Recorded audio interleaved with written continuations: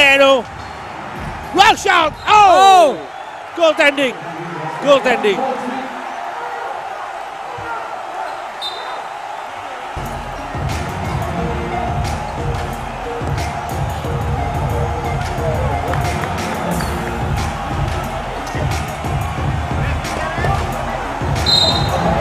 Down. Assalamualaikum warahmatullahi wabarakatuh. Kembali lagi di segmen belajar wasit. Seperti teman-teman lihat tadi, teman-teman melihat bagaimana tentang prosedur IRS yang beberapa hari ini sering dilakukan di liga di Indonesia. Nah, IRS ini adalah metode kerja yang digunakan oleh wasit untuk memverifikasi keputusan mereka dengan melihat situasi permainan di video atau di layar yang telah disetujui tentunya. Jadi nggak bisa sembarangan teman-teman alatnya. Paling tidak ada beberapa beberapa aspek, beberapa angle yang bisa dilihat untuk menggunakan IRS tersebut. Nah, di era sekarang, era yang canggih, jadi tidak hanya sepak bola yang menggunakan VAR, tapi bola basket juga menggunakan IRS. Terlepas.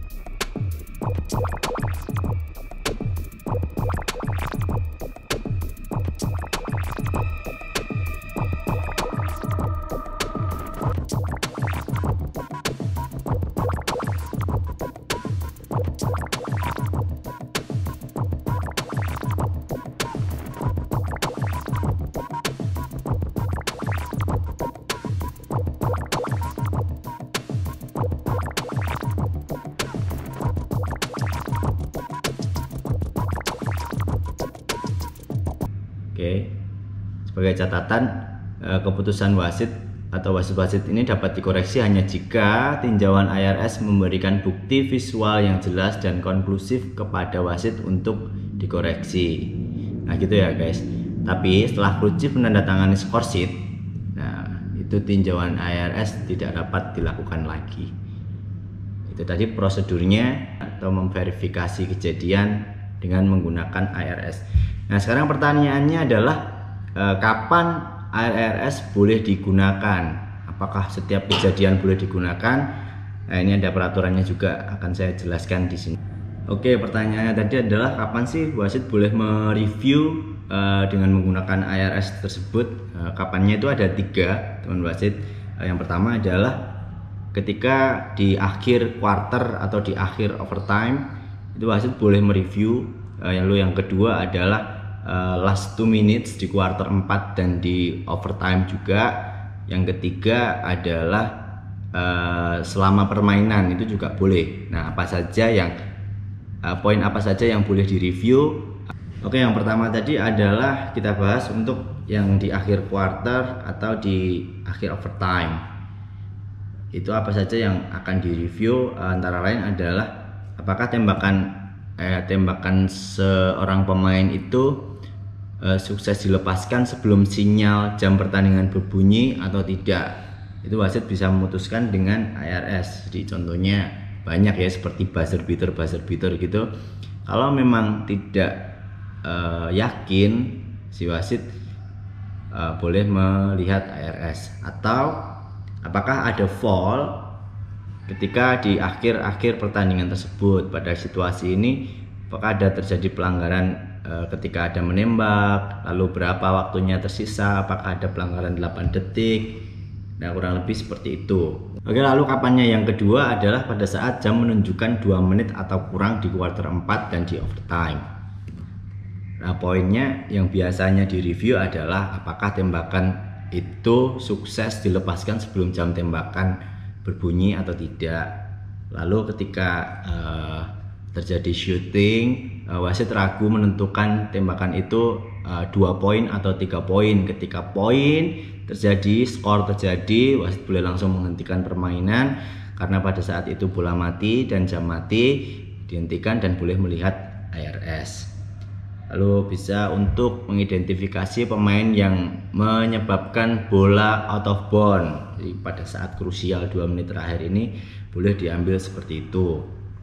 Ada lagi yaitu apakah menentukan suatu pelanggaran, foul, apakah downgrade atau upgrade, yang tadinya personal foul jadi unsportsmanlike foul.